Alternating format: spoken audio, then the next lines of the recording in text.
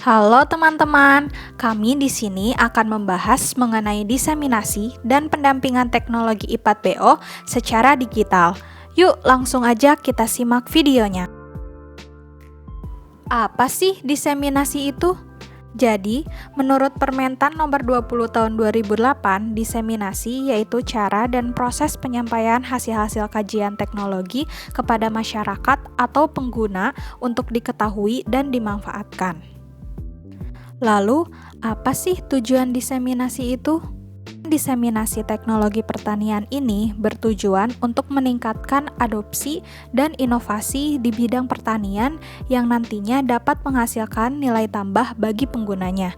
Kegiatan diseminasi teknologi pertanian ini dapat dilakukan baik secara tercetak maupun melalui media elektronik. Nah, seiring dengan berjalannya perkembangan teknologi dan informasi, bidang pertanian ini juga banyak mengalami perkembangan loh teman-teman.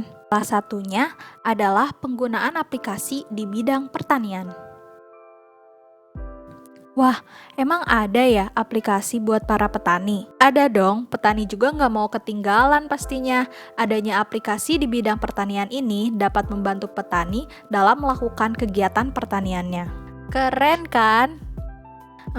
By the way, kalian tahu nggak sih kalau tanaman padi suka diganggu sama hama-hama yang dapat merusak padi seperti tikus, wareng, walang sangit, dan masih banyak lagi. Selain diserang sama hama, padi juga bisa punya penyakit loh. Wah, padi juga bisa punya penyakit ya? Nggak cuma manusia dan hewan aja yang punya penyakit, padi pun juga punya penyakit. Seperti penyakit tungro yang berasal dari virus yang ditularkan oleh wereng hijau, yaitu Nephrothetic infesticef. Nah, pengendalian bisa dengan menanam padi tahan wereng seperti kelara dan mengendalikan vektor virus tersebut. Ada juga penyakit hawar daun bakteri.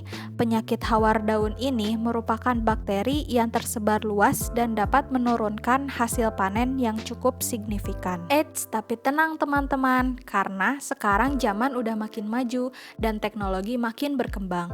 Kita jadi punya solusi mudah nih buat menangani kasus-kasus seperti tadi. Sekitar 70% pasokan makanan dunia berasal dari petani kecil yang betul-betul mengandalkan naluri dan pengalaman tanpa bantuan ilmu pengetahuan.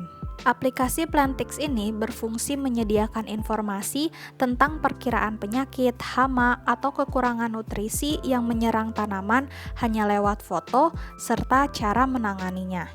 Yang pertama, pilih tanaman padi pada halaman awal. Lalu akan muncul tampilan tersebut. Pilih take a picture untuk memfoto padi yang terkena penyakit. Misal, kita memiliki padi seperti itu. Lalu akan muncul diagnosa penyakit yang sama atau serupa dengan padi kita. Jika belum puas dengan diagnosa yang disuguhkan, pengguna dapat bertanya dengan komunitas atau mencari penyebab lain penyakitnya. Setelah memilih diagnosa yang sekiranya sama dengan penyakit pada padi kita, maka otomatis jika kita klik konfirmasi akan muncul cara mengobati padi tersebut. Selain untuk mengetahui penyakit dan cara penanganan penyakit pada padi, terdapat juga fitur lain, yaitu kalkulator untuk menghitung pupuk, macam-macam penyakit dan penyebabnya, serta cara penanaman padi. Nah, di fitur kalkulator pupuk ini, pertama-tama pilih menu kalkulator pupuk. Tentukan jumlah ukuran petak tanah dalam ekar atau hektar, misalnya 1,0 ekar.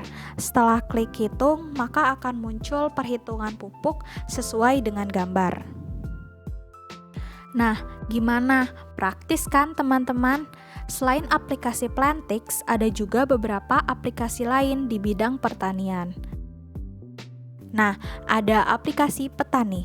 Aplikasi petani ini memanfaatkan teknologi informasi dan komunikasi untuk mengetahui berbagai informasi tentang dunia pertanian dan cara budidaya tanaman yang baik.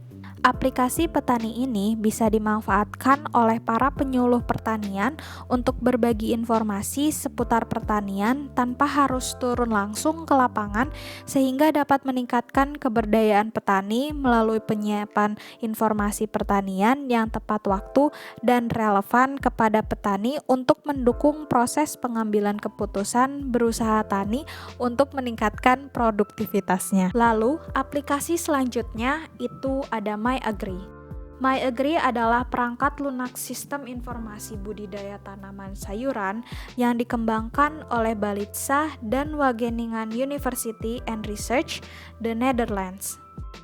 Sekian yang bisa kami sampaikan mengenai informasi diseminasi dan pendampingan teknologi IPAT BO secara digital.